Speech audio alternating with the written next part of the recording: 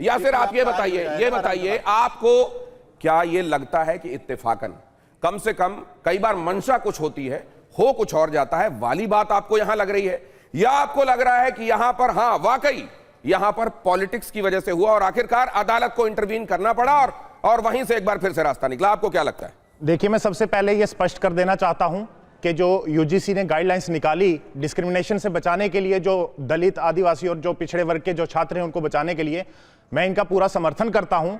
और जहां तक रही बात इक्वालिटी की और आर्टिकल 14 की, तो आर्टिकल 14 कहीं ना कहीं यह बात भी करता है कि इक्वालिटी अमॉन्ग इक्वल्स नॉट अनइक्वल्स। तो जो अनइक्वल्स हैं उनमें कभी इक्वालिटी की बात नहीं की जा सकती। आपको उनको उसी नजरिए से देखना पड़ेगा, उसी तरीके से देखना पड़ेगा।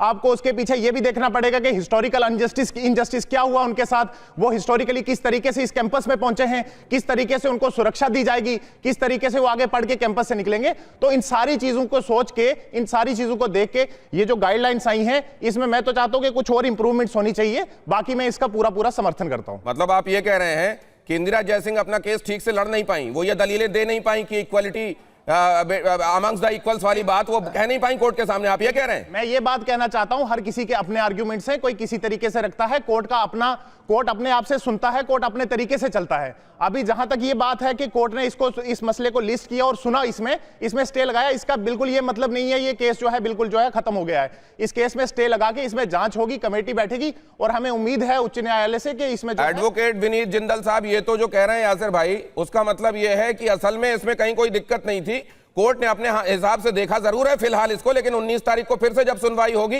तो ये तो चीजें बहाल हो जाएंगी। दिनेश जी आप समझिए, देखिए अभी विष्णु भाई भी लाइन पे थे तो उन्होंने भी बताया, मैं भी उसी चीज को रिपीट कर देता हूं। इन्होंने शायद जो रूल्स थे उन रूल्स को शायद सही तरीके से देखा नहीं इन्होंने। आप देखिए 3B अब सुन लीजिए अरे सुनने की आदत डालिए, बताइए आप 3B और 3E अगर आप पढ़ेंगे तो वहां पे लिख दिया गया पहले से PFL दीजिए मुझको, सभी कास्ट, क्रीड, जन्म स्थान, भाषा, किसी भी तरीके का भेदभाव होगा तो उसके ऊपर एक्शन लिया जा सकता है, सबको डिफाइन कर दिया गया। लेकिन यहां जाति को डिफाइन करने की जरूरत नहीं थी, लेकिन वहां पे उसको इंसर्ट किया गया। और आज सीजीआई साहब ने यह सवाल पूछा जाति की जरूरत, एक सेकंड मेरे सुनिए इसलिए थी क्योंकि हिस्टोरिकल इनजस्टिस जाति के नाम पे हुआ है, इसलिए उसको इंसर्ट की आदत डाली है, थोड़ी सी सुनने की आदत डाली है। बात तो समझिए इस चीज को, देखिए और इसलिए इंसर्ट करने के इसीलिए सीजीआई साहब ने बोला, इसी सोच के लिए सीजीआई साहब ने बोला कि 77 साल बाद अगर आप जातिवाद की बात करते हैं कास्ट को पीछे नहीं बढ़ावा दे रहे हैं, जबकि जाति के नाम पे इंजस्टिस हुआ है, आप जाति को कैसे पीछे छोड़ेंगे? किसी भी चीज से आप इस बात को नहीं समझेंगे, आप इस बात को नहीं समझेंगे क्योंकि जो इस बात को सहता है वही इस बात को समझ सकता है। अंदर क्यों नहीं डिफाइन किया गया कि जर्नल कास्ट के साथ भी अगर कोई क्या जो जाति भेदभाव होता है वो सिर्फ 3 कैटेगरीज के साथ होता है? बिल्कुल होता है। आप इस बात को कैसे आप इस चीज को कैसे भूल गए? आप इस चीज को कैसे भूल सकते हैं? 3C की यहाँ जरूरत ही नहीं थी, बिल्कुल जरूरत थी। कास्ट बेस्ड डिस्क्रिमिनेशन अगर है से डिफाइन करने की जरूरत थी और बिल्कुल भी जरूरत नहीं थी। कह रहे हैं डेफिनेशन की कास्ट कितनी थी? अगर आप इस बात को कह रहे हैं कि सेक्शन 3E आप ये बताइए भारत में कितनी कास्ट हैं? आप बताइए भारत में कौन है? भारत में SC ST OBC जर्नल, आपने जर्नल को छोड़ दिया, SC ST OBC को इंक्लूड कर दिया। इसका मतलब क्या हुआ? इसका मतलब आप ये कह रहे हैं कि जो अत्याचार होता है वो क्या सिर्फ जनरल कास्ट वाले करते हैं, ये कहना चाहते हैं आप? ये गलत है, ये गलत है। ये मैसेज दे रहे हैं आप, ये मैसेज दे रहे हैं आप, ये बात कि जिन लोगों पे मैसेज दे रहे हैं, इसीलिए हमने बोला होता है वो सिर्फ SC ST और OBC से होते हैं। आप सेक्शन 14 और सेक्शन 15 की बात कर रहे हैं, अगर सेक्शन 14 और 15 की बात कर रहे हैं तो आपको सेक्शन 3C हटाना पड़ेगा। सेक्शन 3C की यहाँ कोई जरूरत नहीं है। नहीं, मैं एक चीज, मैं आपने ये कहा, मैं एक सीधी सी बात आपसे कहता हूं, क्यों अदालत को यह कहना पड़ा कि ये क्या फॉर गॉड सेक ऐसा मत कीजिए, इससे कितना बड़ा नुकसान होगा? क्यों उनको यह कहना पड़ा कि हम रेग्रेसिव हो रहे हैं क्या संविधान के लागू होने के 75 साल बाद भी? यासिर देखिए कोर्ट का देखने का नजरिया अलग है, जब नजरिया अलग है, केस आगे बढ़ेगा तो कोर्ट इसको एनालाइज करेगा। नहीं, ये दोनों बातें नहीं कह सकते आप, चित भी मेरी पट भी मेरी, सिक्का में, ये नहीं हो सकता। कोर्ट पहली हियरिंग पे कोई फैसला नहीं सुना दिया कोर्ट ने। अब जरा कहिए कि इसमें पीयूष पांडे हमारे साथ, हमारे संवाददाता जुड़े हुए हैं। पीयूष, यहां पर यासिर की बात भी आपने सुनी, जिंदल साहब की बात भी आपने सुनी, और कोर्ट में आज मैं चाह रहा था कि आप मेरे साथ पहले जुड़ते तो यहां कोर्ट रूम की जो बातें हैं वो आप एक्सप्लेन करते मेरे बजाय। लेकिन मैं इंतजार ही करता रहा। लेकिन अब मैं ये जानना चाहता हूं आपसे, ये जो आज हुआ, ये कई लोग पुर उम्मीद हैं कि 19 तारीख को चीजें एकदम बदल जाने वाली।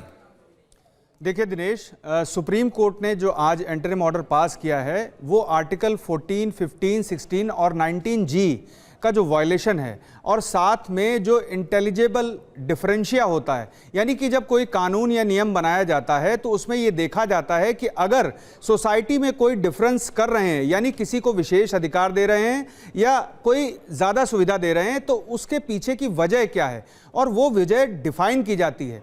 और वो वजह स्पष्ट नहीं थी, तभी सुप्रीम कोर्ट ने कहा कि प्रथम दृष्टया ये प्रतीत होता है कि यहाँ पर परिभाषा स्पष्ट नहीं है। और इसके अलावा मैं आपको एक पुराना उदाहरण देता हूँ। आईटी एक्ट में जो सेक्शन 66A था, यानी कि श्रेया सिंघल वाले मामले में भी आर्टिकल 14 का ही हवाला दिया गया था, और यही वजह थी कि वहाँ पर अगर किसी को लगता है कि आपका पोस्ट सही नहीं है तो उस आधार पर शिकायत पर पुलिस गिरफ्तार कर लेती थी। आखिर सुप्रीम कोर्ट ने वो सेक्शन क्वाश कर दिया था। ठीक है। और इंटेलिजिबल डिफरेंशिया को आपको स्पष्ट करना होगा कानून में, और यही वजह है कि सुप्रीम कोर्ट ने एसजी से कहा कि आप एक कमेटी बनाएं, एक ड्राफ्ट तैयार करें, और 19 तारीख को होने वाली अगली सुनवाई से पहले सुप्रीम कोर्ट ने एक संकेत दे दिया है कि जहां भी लैकुना है उसको ठीक नहीं, लेकिन ये जो आप कह रहे हैं इंटेलिजिबल डिफरेंशिया, इसको तो कहना भी मुश्किल हो रहा है।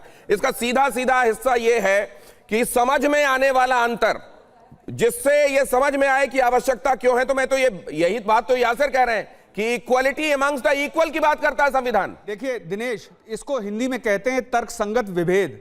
तर्कसंगत विभेद जब कोई भी परिभाषा तैयार की जाती है तो उसमें एक तर्क स्पष्ट किया जाता है कि आखिर विभेद क्यों किया जा रहा है, और यहां पर जब परिभाषा तैयार की गई तो उसमें विभेद को स्पष्ट नहीं किया गया, और यही वजह थी कि सुप्रीम कोर्ट ने अपनी टिप्पणी में यह साफ कर दिया कि यहां पर परिभाषा। चलिए, तो जो आपने कहा यासिर, इसके बाद भी रह जाती है क्या कहीं कोई एम्बिग्विटी आपके दिमाग में? मैं इस बात पे अभी भी अटल हूं कि इक्वालिटी अमंग इक्वल्स की बात है, अनइक्वल्स की बात नहीं है। जाति में उन लोगों को जाति के लिए इसलिए जोड़ा गया क्योंकि हिस्टोरिकली उन लोगों के साथ इनजस्टिस हुआ है, उसको फुलफिल करने के लिए, उसको जो है पूरा करने के लिए जो है उनको एक एक्स्ट्रा एडवांटेज दिया गया है। नहीं तो आप देख सकते हैं कि आजादी के बाद आज इतने साल बाद भी अगर आपको प्रोटेक्शन की जरूरत पड़ रही है तो आप देख सकते हैं किस तरीके की मानसिकता हो सकती है उन लोगों की जो कैंपस में ऐसा डिस्क्रिमिनेशन करते हैं। केवल 30 सेकंड है आपके पास, दीपिका झा।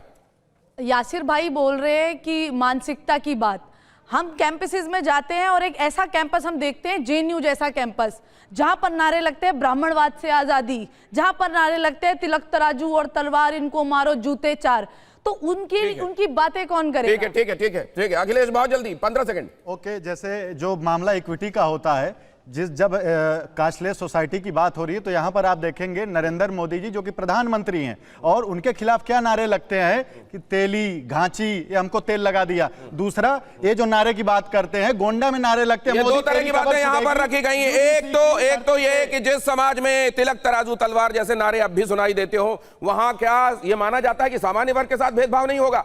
तर्क यह दिया जा रहा है कि अगर प्रधानमंत्री तक को अब तक जाति सूचक शब्दों का इस्तेमाल करके लोग बातें करते हैं तो फिर वहां तो इन लोगों को ज्यादा प्रोटेक्शन की जरूरत है, जिसमें एससी एसटी ओबीसी शामिल है। यासिर और अखिलेश ये बात कह रहे थे, लेकिन इधर से जो तर्क दिया गया वो तर्क इसलिए मजबूत है क्योंकि सुप्रीम कोर्ट ने भी आखिरकार उन्हीं चीजों को कहा है जो बात इधर से कही जा रही है। बहुत धन्यवाद करता हूं आप सभी मेहमानों का। इस बात का भी इंतजार रहेगा कि क्या कमेटी बनाई जाती है, फिर से ड्राफ्ट जो तैयार होता है, और 19 तारीख की सुनवाई में मार्च में आगे क्या होने वाला है। आप सबका बहुत बहुत धन्यवाद मेरे साथ आज की चर्चा में जुड़ने के लिए। आगे सुर्खियां और सत्ता।